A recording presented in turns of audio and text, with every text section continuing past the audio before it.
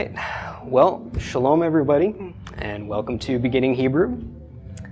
This is week 6. We're quickly nearing the end of the alphabet. The notes for this class you can find online at theregathering.com/page/PFT Hebrew 1. You do have to have a regathering.com account in order to access those. They're the same as the notes you have physically in front of you. And also past classes you can find on YouTube on the Passion For Truth video channel. Just look for Hebrew class on there and you should be able to bring it up. There's also a lot of other great videos on all sorts of topics on there. So, all right. Well, we are on week 6, so I'm going to do a quick review of the alphabet thus far. Although you don't need to know the alphabet thus far in order to understand this class. So, anyone who knows it, say it with me as I go through. Aleph, Beit, Gimel, Dalet, He, Vav, Zayin, Chet, Tet, Yod, Kaf, Lamed, Mem, Nun, Samech, Ayin, Pei. All right. And as I mentioned, we've gone through 4 of the 5 final letters. The Kaf has a final form at the end of a word. The Mem has a final form. The Nun has a final form. And the Pei has a final form. Okay? So again, you will always find those forms when they are the last letter in a word. Okay? Any questions about the alphabet thus far? Anything that's been confusing from past weeks? Okay, very good. We will move on to our next letter then.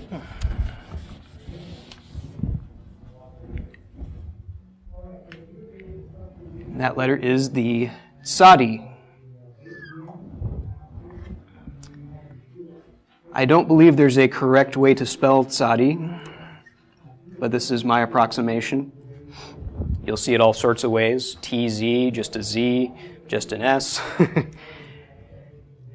The Tzadi makes a kind of funny sound, but it is a sound that we use. You can describe it as a TS or a TZ, and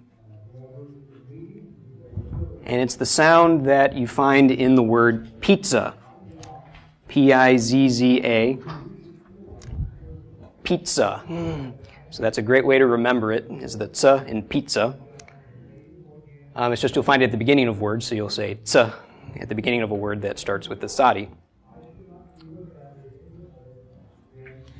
Yes? I was taught in German class that the Z itself is pronounced like the TS in cats. Oh, okay. So in German, the Z is actually pronounced just like a Tzadi then. So they don't have necessarily a Zayin and then Tzadi, but they would have just the letter Z, but it's pronounced TS. Okay. Like in cats. Well, very good. Well, perhaps the Germans took some inspiration from the Semitic languages, ironically enough. I'm very much German, so I can make jokes about them, I think. All right, the numerical value of Tzadi is 90. And the Tzadi has a final form as well. It is the final letter. So this is a regular Tzadi. And a final Tzadi extends below the line like this. It looks something like that. In Paleo-Hebrew, the Tzadi looks something like that. And the Hebrew word, there are 2 Hebrew words that could be the basis of this pictogram. One is the word tzadi, which means a hunter. So this could be a man crouching, ready to strike at his prey. Or there's a word tzaddik, which means a righteous man. So this could be a man kneeling to pray.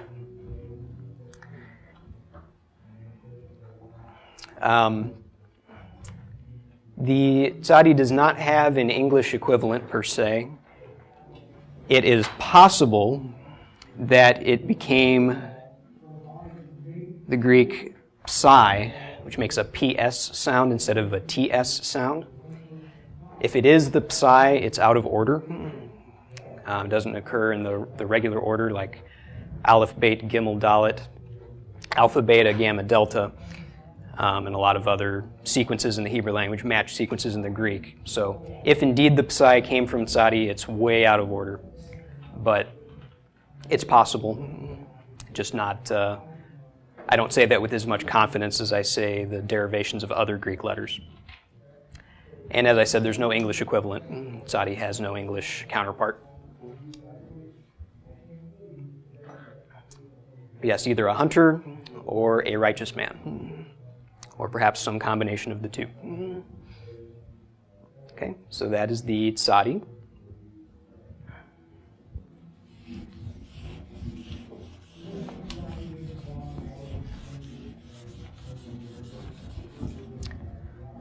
Our next letter is the Kof, or the Kuf. You will see it both ways. I'm not sure that one is more accurate than the other. The Kuf makes the same sound as the Kaf with the Dagesh, Ka. However, you'll frequently find it transliterated as a Q. It may be that at one time the sounds were subtly different from one another. I prefer to do it this way just so you know in a transliteration whether the letter in question is a Kaf or a Kuf. But they do make the same K sound. Numerical value is 100. And as I mentioned, it is the one letter besides the final letters that extends below the normal line of writing. So this is a kind of a scale image of a Kuf next to a Kaf. You see this tail extends below the regular line. The Kuf in Paleo-Hebrew, you'll see it like this or like this. And it's something of a mystery what the Kuf represents. There are a number of different ideas.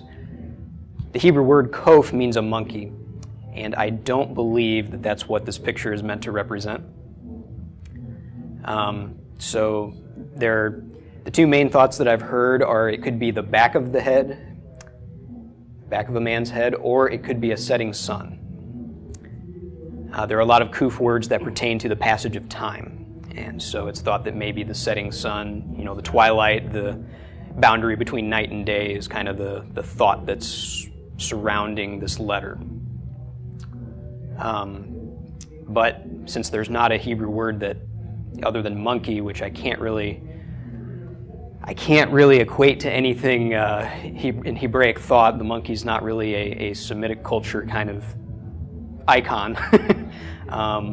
So it's hard to say. Yes? Considering the time element, is there something that used the alignment of Saturn as far as that? Yeah, as you mentioned, the planet Saturn. Quite possibly, although it'd be quite interesting if they knew that Saturn had rings back then. I suspect that a few people did, because they knew that Pleiades had 7 stars, even though you can only see 6 of them with the naked eye.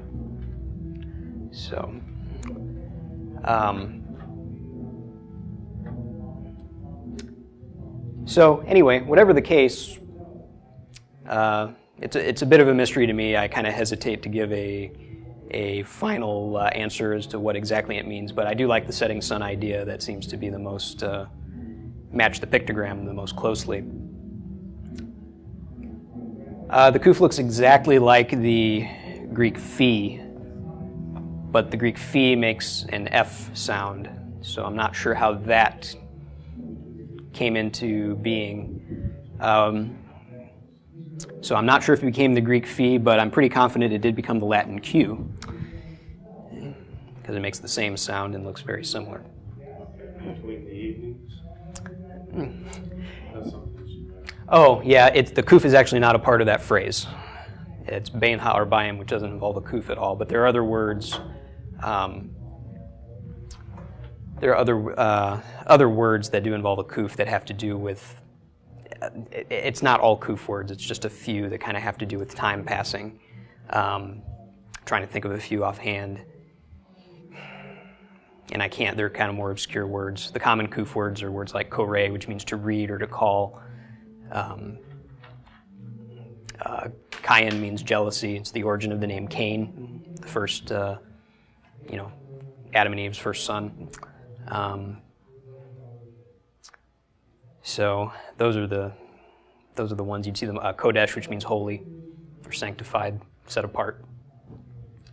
So obviously the time connection to those is kind of difficult to derive. So it's some more obscure words that people are drawing these meanings from. So kuf is a bit of an oddball in that regard, or maybe it's just that, historically it's been a little bit obscured. Yes. If it could be Kodesh, then it would be the separation of clean and unclean, or holy and unclean. That is an excellent point. Kodesh is a separation between holy and unholy, holy and profane. So that is a valid option. So, but anyway, I encourage you to do your own research on the kuf. It's very interesting. Okay, so that is the kuf. And with the kuf and the tzadi, I can introduce a highly significant word. This is a tzadi, the patach underneath, followed by a dalet with a dagesh, a chirik under the dalet, followed by a yod, and last of all a kuf. And this is pronounced, got the tsa of the tzadi, the a of the patach, D of the dalet.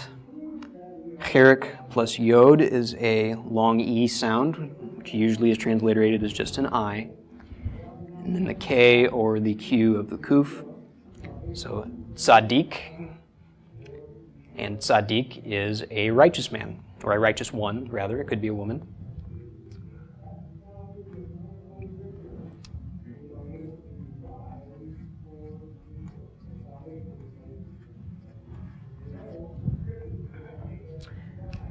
A righteous one. And just a side note on the term righteous, Deuteronomy 6 gives some definition to righteousness. There shall be our righteousness if we keep all of these laws. Deuteronomy 6:25, I believe it is, that gives a pretty absolute definition to righteousness. However, if you look through a lot of the laws pertaining to like civil cases, the person who is innocent is called the tzaddik, and the person who is guilty is called rasha, which is wicked. Okay, so that in an absolute sense it means innocent and guilty. Okay, tzaddik is innocent and rasha, which is wicked, means guilty, the guilty party and the innocent party. So it doesn't mean somebody who is absolutely pure, and rasha doesn't mean somebody who is absolutely evil, but it means in that particular case, what's being decided, one is innocent and one is guilty. Rashang, yes. This would be the opposite of tzaddik, resh, shin. Oh, I haven't gone over shin yet, so that's why I haven't covered this word yet.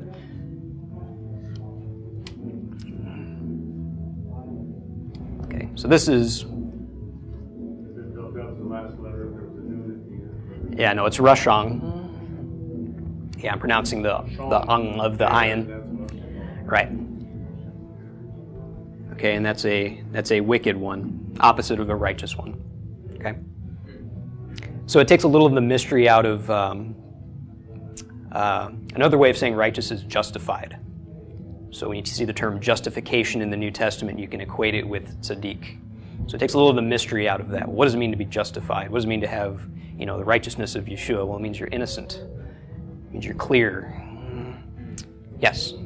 Question. I would have done that word from what you said in a previous class with the ayin and the NG, that moon sound. I would have done it R-A with the S-H-A with the NG on it. Would that have been wrong? What would I have come up with like that? That would have been fine. You just won't. The reason I do it this way is because that's generally how it's done. If I were in charge of how things were transliterated, it'd look a little bit different. We wouldn't have this CH business, and But because this is how you're going to see it, I might as well get you used to it now because I can't change that. So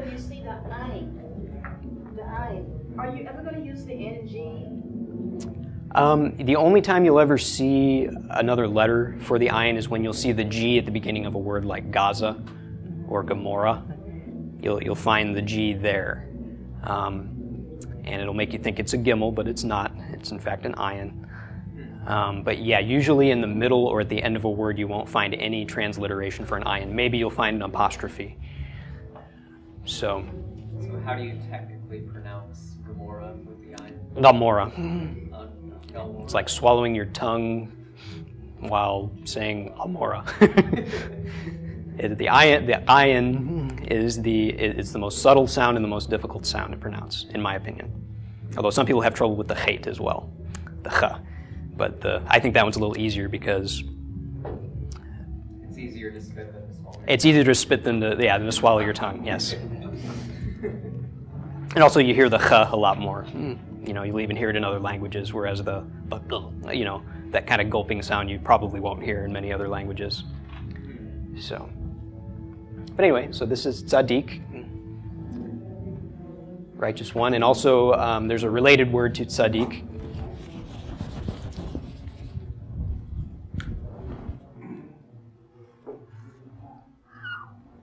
So a tzadi with a shva vowel underneath it. And a dalet with a komets.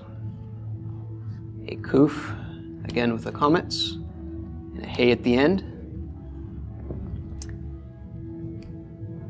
I don't believe I've actually covered the shva vowel yet, have I? No. Okay. Well, I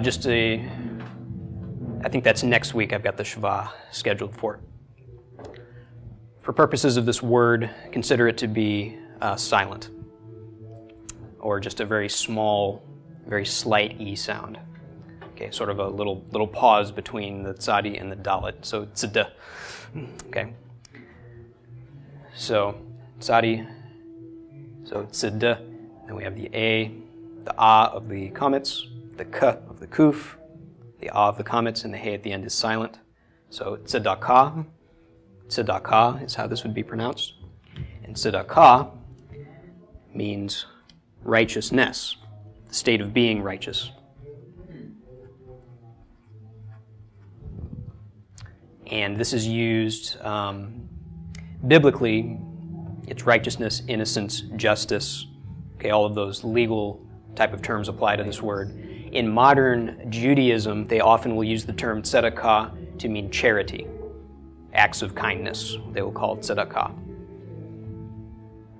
Okay, because charitable acts are in accordance with the Torah, and so they consider that the charitable acts to be their righteousness. Okay, but it's not really used in the scriptures in that sense. In the sense of charity, it's more in the sense of that you're innocent, that if someone were to accuse you, you would be found blameless.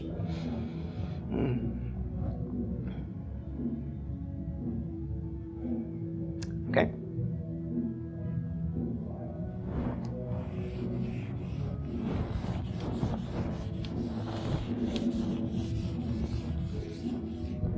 And just so you have a word with a final tzadi in it, this is a good one to know. Encounter it many times in the scriptures. An ayin with a tzera beneath it, and a final tzadi, pronounced eitz, or just eitz if you don't wish to choke yourself while you're trying to pronounce it. Eitz is a tree.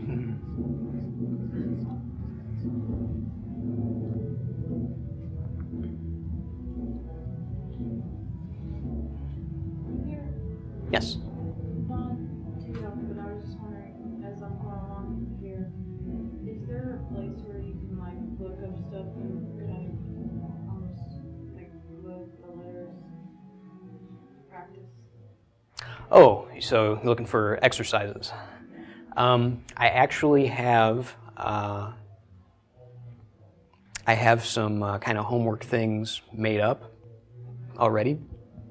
I could give those to you. There's also, probably if you did I can't recommend one in particular, but I know that there are resources online where people just have free little kind of Hebrew self-tutoring things. So if you Googled something along those lines, Hebrew self-teaching online, something or other, they've got little exercises you can do. They'll give kind of flashcard things, or shows you a word and you pronounce it, and then you can click and you can hear them pronounce it. So there are things like that. I don't have one offhand that I know of that's good because I haven't used any of those. But I know people that have used a number of different ones. There's also apps for your phone. If you have a phone that does that sort of thing, there's apparently a bunch of apps for that now. I'm totally out of technology realm. My phone is quite primitive by many standards today. So, but I know there's a lot of great resources, free resources out there that can help with that. I wish I could point you in a particular direction, to recommend one, but there's a lot of stuff like that. And if you'd like, I can try to dig up what homework stuff I have. So. There are apps that are available that it'll have the Hebrew letter, and if you touch on it, then it will actually verbally say it. So it'll show like Aleph, you push it, Aleph, and it'll go through each of them. And it's nice because you've got a moment, you kind of go through it, and as you keep going through it, you start to pick up on more, it becomes more normal. And then you can start building off of that. Then you can start going to words, and understanding more how to apply the words. Because the basis of it is very helpful. Thank you. Yeah, much easier than the days of flashcards, although, there's something to be said for writing it down yourself and all that kind of thing. But yeah, having that availability is a really helpful thing. And actually, there's someone here who has, it's very different from this kind of class because it's more conversational Hebrew, but he's going through Rosetta Stone Hebrew, which he says is very good, but it's more geared toward conversation as opposed to biblical study. So, because you're learning words like television and words of utility now, but not of special use in studying the scriptures. So.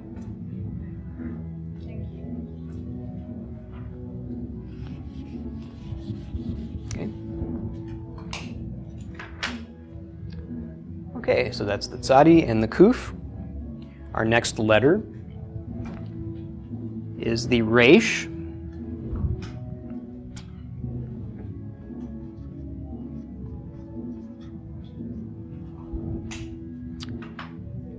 And the resh makes the sound of the letter R. My understanding is that originally the resh made the sound of a rolling R, so the r, like in Italian. Okay, the rolling R, or even the double R in Spanish. Kind of that r. It's difficult for me to do because I don't do that on a daily basis. But anyway, in modern Hebrew, it's simply pronounced as an R, as we think of an English R. Although it would be the Midwestern pronunciation of an R, not the Great Britain, New York, or any other dialect's pronunciation. It doesn't become oi. It doesn't become ah. It's actually ra. So the resh is the most commonly confused letter. I mentioned this when I went over the dalet. Resh and dalet, you can see why. There's a lot of confusion, especially when you have a font that writes a dalet, something like this. Creates a lot of ambiguity. So pay very close attention to the top right corner whenever you find a letter that looks anything like this. You won't really confuse it with, say, a vav. Okay, the top is much shorter on a vav. Okay, so that won't really be a problem. And of course, a kaf or anything like that has something on the bottom, so no problems there. And a yod is much, much smaller than a resh, although it has exactly the same shape. So, but you will confuse it with a dalet, I guarantee it. I have many times. And even, I've mentioned before, even scribes, Hebrew scribes have confused these two letters one with another. So, something definitely to be aware of. Okay. numerical value of resh is 100. No, I'm sorry, I didn't go over the numerical value of kuf. I forgot to mention that. The numerical value of kuf is 100. Okay, so here, kuf is 100. Resh, now we started going 1 to 10. Once we reach 10, we counted by tens. And once we reach 100, we start counting by hundreds. So kuf is 100, and resh is 200.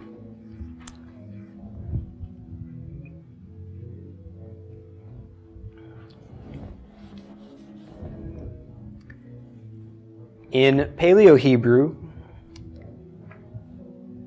the resh looks something like this. Sometimes you'll see a little addenda down there. And the Hebrew word rosh means a head, so that is what this is depicting, is a head. Flip it around, and it becomes the Greek ro, which makes the same sound. And eventually the Latin R.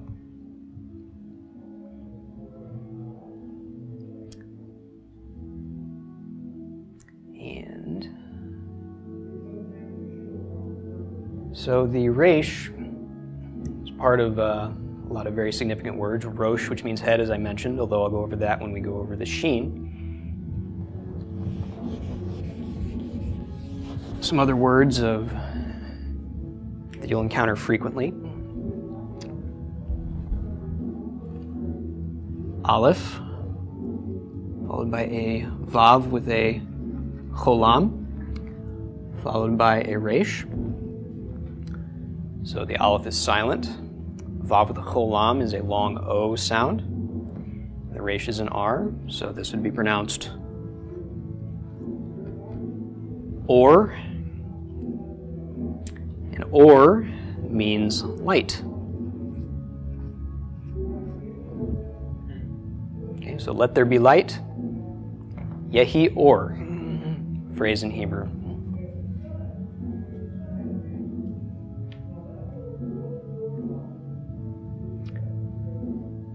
And or is thought to be the basis of the name of Aaron, although Aaron is spelled a little differently.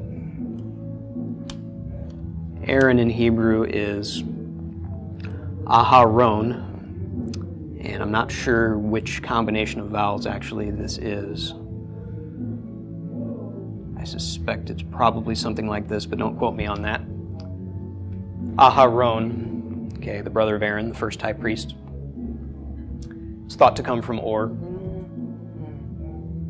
So it would mean enlightened one or something to that effect. Or the light bearer, maybe.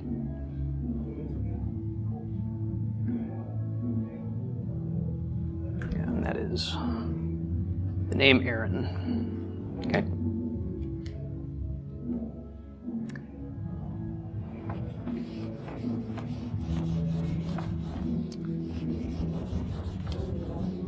Okay, so any questions about the tzadi, the kuf, or the resh, or any of the words that I've covered so far? No? All right. Okay, now there is a special class of vowel that I want to talk about today as well, and these are called the chataf vowels. There are exactly 3 of them.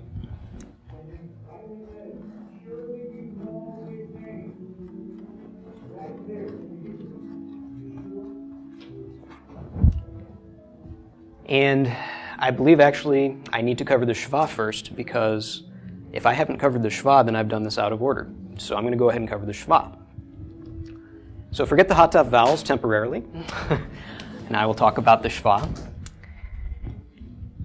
The shva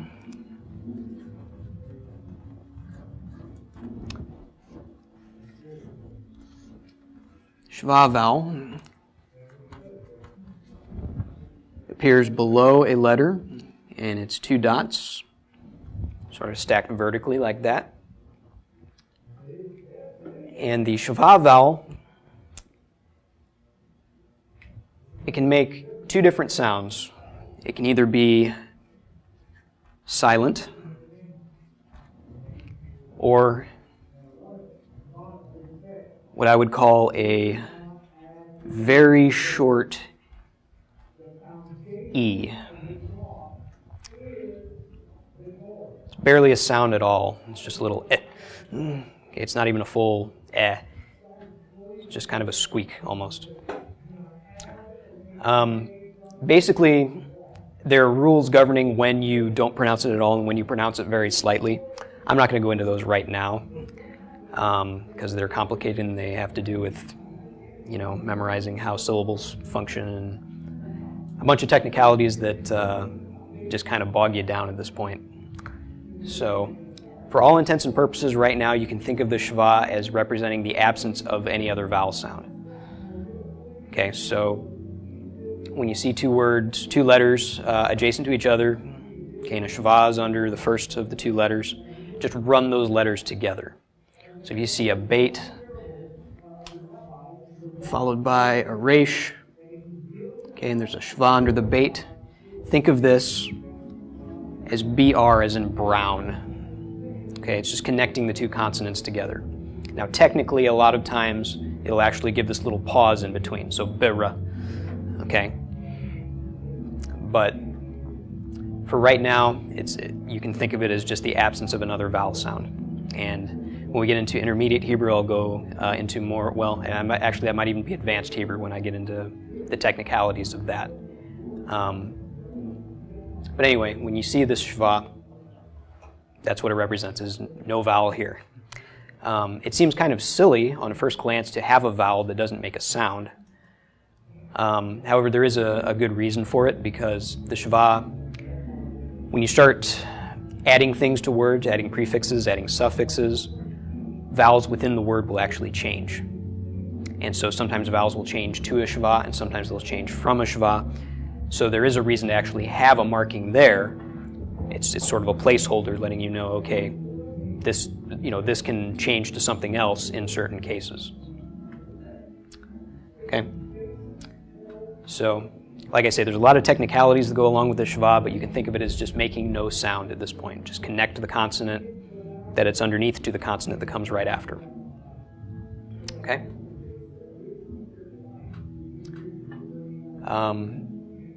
Good example of a word that contains a schwa would be, this is mem with a chirik, followed by a tzadi. Here's our schwa. A vav with a kametz, and finally a hey. Okay, so we've got M for the mem, short I for the chirik. The tzadi makes our TS or TZ. Schwa makes no sound, so nothing for the vowel sound. Vav makes a V. And then the short A of the kametz. Okay, so this would be pronounced mitzvah. So the ts and the v are sort of just running into each other. There's no vowel sound in between them. Actually, you'll frequently see this written with a Z. So, but neither way is correct or incorrect. It's simply representing a tzadi. Okay, so this is kind of how the schwa functions. There's no vowel sound between here and here, so it just acts as a placeholder. Okay. Any questions about the schwa?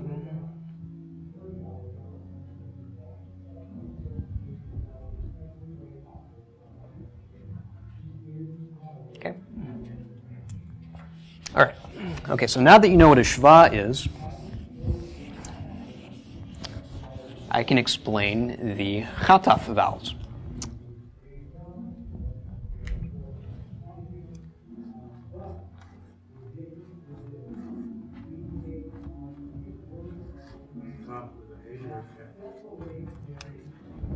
Chataf would be the ch.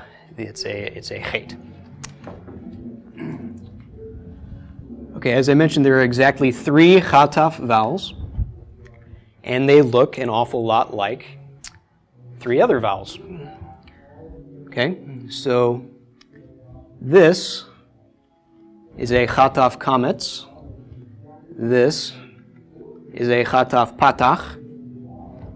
And this is a chataf segel. And it looks just like a kametz with a shva next to it, a patach with a shva next to it, and a segel with a shva next to it. And that's because that's exactly what it is. These vowels make the exact same sound as their counterparts without the shva. Okay, so a chataf kametz makes the exact same sound as a kametz, a chataf patach makes the exact same sound as a patach, and a chataf segel makes the exact same sound as a segel. Okay, so and eh. I know Hebrew's probably frustrating to a lot of people thus far because we've got all these duplicate sounds, silent letters, all this kind of business.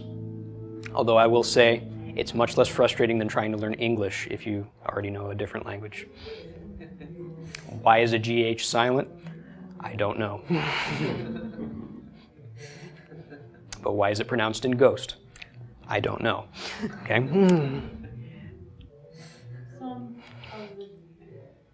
Some of the deriving from different words, as far as like American comes from, one of the things we're teaching my son who has diagnosed autism was that some of the words still come from other countries. Right. Yeah, and also I know why some of those do exist, like the silent K in knife. Originally it was pronounced, and it fell off, but the spelling remained the same. So, I'm all for changing the spellings of words that are that have letters that are no longer pronounced, but you won't pass your English class very well doing that. So, but anyway, so yes. Again, understanding why these exist, you have to understand some things about the rules about the shva. And since I'm not going into those, I can't really go into these. But what I am going to let you know is that these do exist, and you'll find them somewhat frequently. And the main thing you need to know about them right now is what sound they make. Okay, so just think of this as a kametz, think of this as a patach, and think of this as a segel. And again, the reason they exist is because there are situations where vowels change, and so there are just very special cases where it changes to this so that you know what to do with it when it changes again. Okay? The vowel system came after the letters, long after. Vowels were always pronounced, but the method of writing them came after, and so they came up with certain conventions to do it certain ways.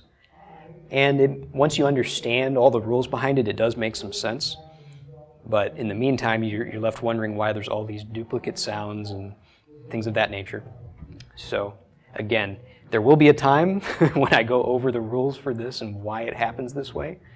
But I'm not gonna bog you down in those technicalities right now, as we're just trying to learn the letters and the sounds they make and pronounce words. So, just be aware that these exist. Know what they're called: chataf kametz, chataf patach, and chataf segel. And you'll just know that you're going to encounter these. In fact, probably the most common word in which you'll encounter one of these letters, or one of these vowels rather, is in the word Elohim.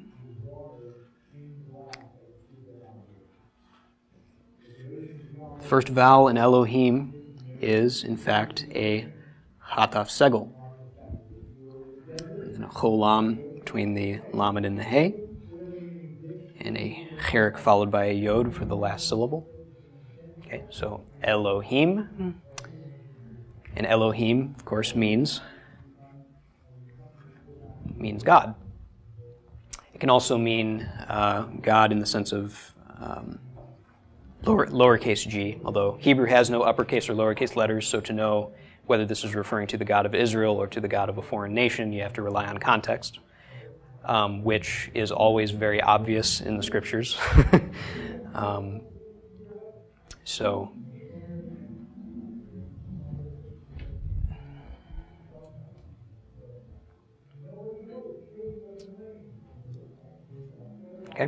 So, again, this is a chataf segel. It makes the same sound as a segel, but you'll find it in Elohim, and you'll find those other vowels other places too.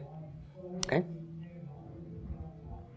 So, any non-technical questions about the chataf vowels?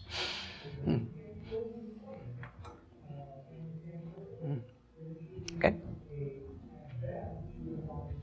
So it'll only be with those, it'll only show up with those three vowels. That's right. You will only find that with a kametz, a patach, or a segel. Okay, you won't find it with the tzera. You won't find it. You won't find two shvas. There's no hataf shva. It's only those three vowels that you'll find that combination with.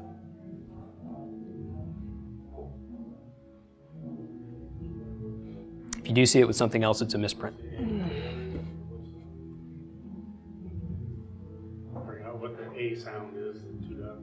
The tzera. Say Yeah, the tzera is the long A. it is or is not with that. You will not find it with that. You will only find it with these three vowels.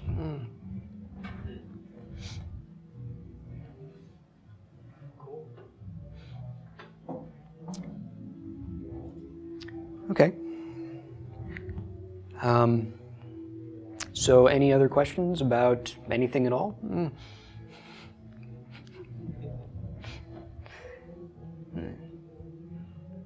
Preferably pertaining to the Hebrew language.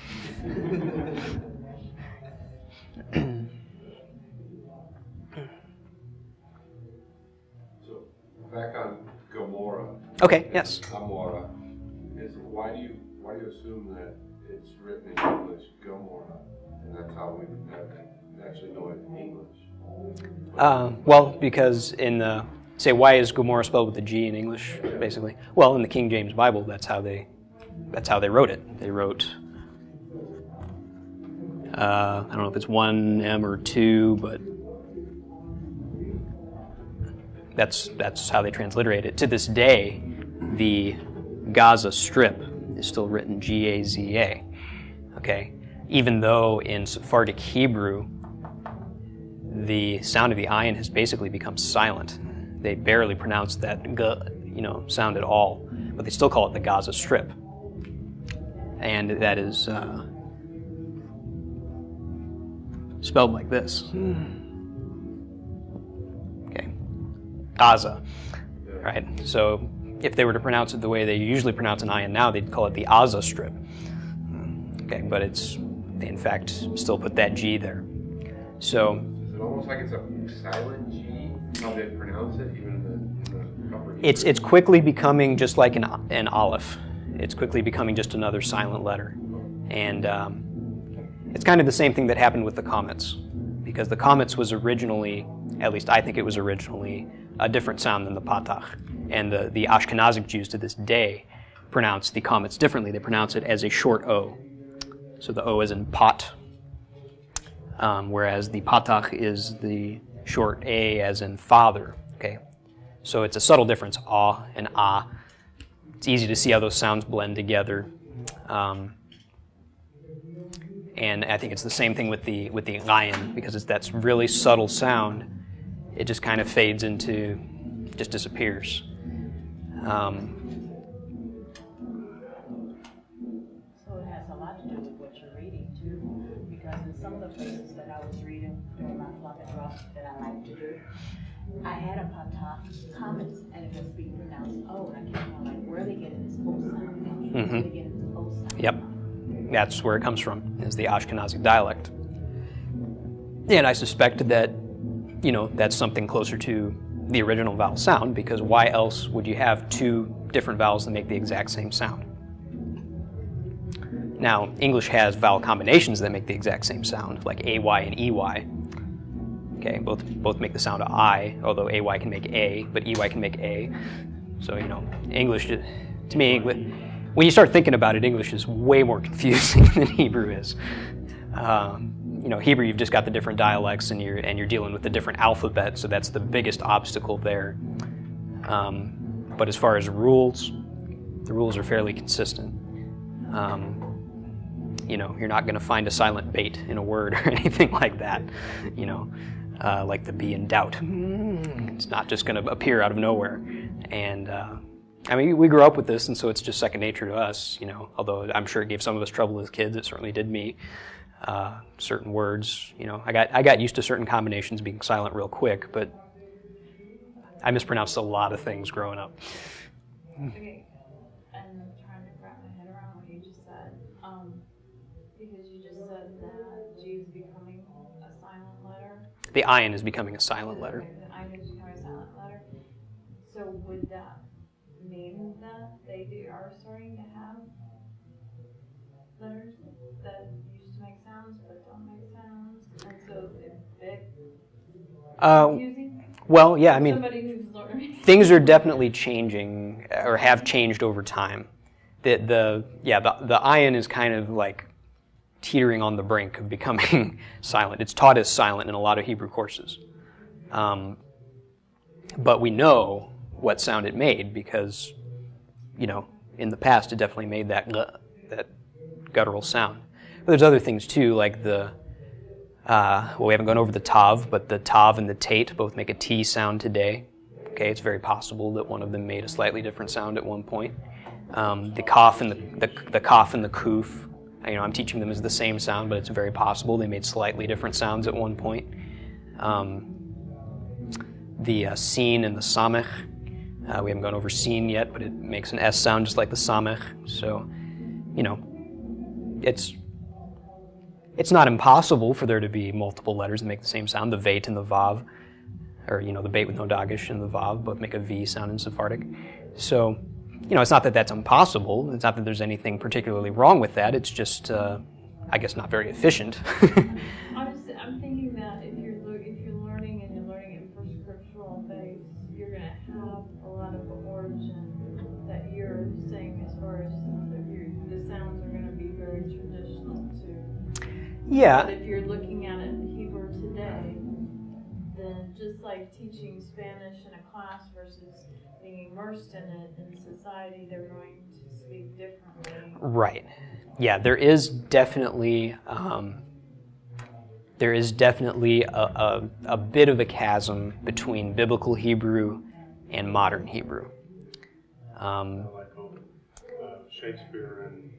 Right. Yeah. Similar to Old English, Middle English, Modern English, although not that great of a chasm though, because some Old English is just unreadable to us today. We look at it, we're like, what?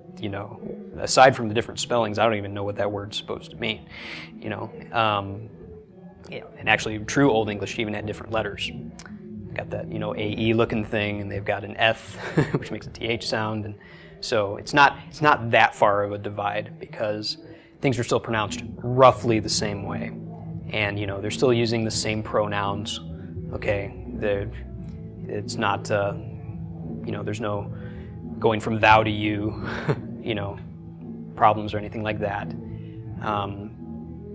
So a person who knows modern Hebrew can read the scriptures. If they don't know some of the cultural background behind some of the terms, they may not interpret the scriptures totally accurately even though they know modern Hebrew. Okay, it takes a little bit of scholarship to look back and say, okay, now when they said Kodesh, what are they talking about? Because today, without a temple standing and without doing sacrifices and without that whole culture about things, especially if you're not an Orthodox Jew who studies those things, you're going to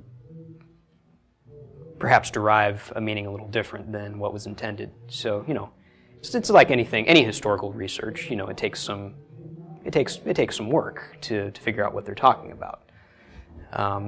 If we were to go back and read, read something from 50, 60, 70 years ago where they're using the word gay, and we were to ascribe modern meaning of that onto what they're saying back then, we'd be totally wrong. It's not at all what they were talking about. Meanings of things change over time. And so Hebrew has undergone some of that, but not to the same extent. Like I mentioned, tzedakah today meaning charity, where before it was more used in a legal context to mean innocence. Okay, and it's not that, that meaning has not been lost. The Orthodox still understand that meaning because they study the Torah. So, Even with it, is there, with the modern, when you talk, like we have like kids, do they take off and do the slang? Are they more tradition too? it would probably depend what household they grew up in. I mean, I just didn't know if they had the same issue. Oh, there's plenty of Hebrew slang, to be sure. Yeah, in Israel, there's all kinds of slang terms, just like anywhere else, and a lot of them didn't exist in biblical at all. There's some, so there's, there are some holes in the scholarship. There's still, that's why in different translations you'll find different translations. Looking through, say, the list of unclean birds in Leviticus 11, different translations will give slightly different variants of that. Well, is it an eagle or is it a falcon? Like, well, Don't eat that. right. In general, the general principle, if you read through it, is like, well, if it's a bird that eats carrion, then you probably want to avoid it. But and especially words that are used very infrequently, like that list of, I use Leviticus 11 because it's a great example where you'll read different translations and you'll see slightly different, okay, which kind of owl is it talking about here as opposed to, one will say this kind of owl and one will say that kind of owl, and that's just based on, advances in whatever kind of ancient scholarship there is. But those words, though, the reason that there's some confusion is because some of those words are only used in that chapter. So they don't even have other verses to go to try to get a sense of, okay, learning other things about this. So they're pretty sure they know what it is, but they're not like pinpoint accurate sure. So yes. Our scroll Umash says just that. The rabbis say we just assume this is what they mean. Right. We can, we have the Hebrew what it says, but exactly what it is, we're not sure. Right. And for most concepts in the scriptures, I've noticed that when something's real important, like if God really wants us to know something, He'll say it over and over and over and over and over and over and over and over and over again. And so, like when you read through the scriptures, you find the Sabbath command. It's not just there once. It's there like a bunch of times in the Torah alone, let alone the prophets who keep harping on it. So that's kind of important to him, to say the least. That's a very significant thing. So anyway, concepts like that, concepts like righteousness, concepts like holiness, loving your neighbor as yourself, these are things that are just drilled into the scriptures. And so a lot of the things where there's a question, even things that at one time were probably known very definitely, oh, it means exactly this bird. And now we're kind of a little uncertain. There's kind of enough context around those parts to know, okay, this is the focus here. This is the important part of this. So the scholarship will continue, the research will continue, and they're getting closer to things. The King James Bible is famously cited as using the term unicorn in a couple places. Although that's another funny thing. They didn't mean a horse with a horn when they said unicorn. They literally meant an animal with one horn. So if you go back and look at that, they're not quite as... Well, I'm under the impression from working at a Bible bookstore, and we were told, even with the translations of the Bible, that, from my understanding, King James would not sign his name to any of the Bibles at that time, that there was a lot of people being killed for translations, that there was a lot going on in that time. So to have, just like the King James, and then when we go and explaining like New Living Bible and NIVs, where they take and look at scriptures from, the King James Version versus like with the Amplified that goes back to the Dead Sea Scrolls. Right. Yeah, there's a lot of, there are hundreds of translations out now. with varying degrees of accuracy and, you know, shall I say, rigorousness of scholarship. Okay, there's a number of versions that, frankly, are just really suspect. But a lot of them are real good faith efforts. And, you know, I think the King James Version was a good faith effort. You know, they now, regardless of what doctrinal ideas may have been imposed in various places, or which, you know, I mean, once you get into trying to figure out, you know, well, yeah, things like that, but then different manuscripts, you'll find one Greek manuscript that has 2 words, you know, here, and another one that's missing those 2 words. So do you put them in? Do you take them out? You know, So those are all... understand does not mean accurate. I would not say so, no. That easy to understand means accurate. Although, I think a translation that's easy to understand is a noble goal, and that's a good thing. But yeah, like... okay, let's just say there are some translations out now that really try to amplify the language and try to modernize the language. And I'm not saying updating thou and thee to you, okay? I'm saying they will use present-day English slang or present-day English idioms to translate concepts like in Paul's letters. And I take a bit of an issue to that because that couldn't be what Paul meant because Paul didn't know modern-day English slang or modern-day English idioms, you know. Now, if you use the Hebrew idea he would have been using, a modern English reader would be lost and say, well, what is he talking about? But that, to me, that's not necessarily a totally bad thing because that would force them to look into it, to, you know, to try to figure out what he's talking about. And that would leave them with a much greater understanding than just a, you know, a bland reading through. And, but not only that, but there are certain verses that even if you don't understand all the idioms, you can still get the gist of it, like the Sermon on the Mount. You know, that's loaded with idiomatic expressions and phrases. But, you know, blessed are you when people persecute you and that kind of thing has kind of a universal understanding. You know, you don't have to be familiar with Jewish culture to understand what he's telling you to do and the principles that he's trying to get you to live by. So, okay. In 3 minutes, explain why the New Testament was originally written in Hebrew. Why the New Testament was originally written in Hebrew. I'm not going to confidently make that claim. However, there are certain parts of the New Testament that seem very likely to me that they were originally written in Hebrew. For 2 reasons. Number 1, every author of a New Testament book was Jewish. And so every author of a New Testament book spoke Hebrew. And they still read the Torah in synagogues, which was in Hebrew. And they're communicating to, a lot of the books are specifically written to other Jews who would have also spoken Hebrew. Okay, now the epistles of Paul, perhaps not. But perhaps. Okay. In mind, it had to be interpreted from Hebrew. Right. Paul's thinking in Hebrew foremost because that's his first language. Or at least I would contend that that's his first language, although I'm sure there are some who would disagree. But clearly he knew the Torah in Hebrew. That's because that's the Torah that was available to him was in Hebrew. Yeah. Certain books like John use some Greek metaphors that seem to indicate that it was actually originally in Greek.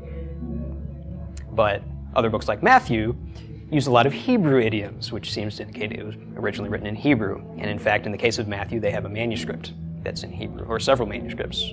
So the question is that original? Is it based on a copy of a copy of a copy that was originally Hebrew, or is it a back translation from the Greek? So it's a valid question. I'm not a Hebrew scholar or a Bible scholar by any means, but I do keep up a little bit with these things. So yeah, I wouldn't go so far to say the entire New Testament was originally written in Hebrew, but I would say that some of it probably was. And I would love it if the entire thing was. That would make my word studies a whole lot easier. Track one Hebrew word all the way through the Bible. So anyway, I think we're out of time for today, but or for this class anyway. So I hope to see you all next week. Shalom.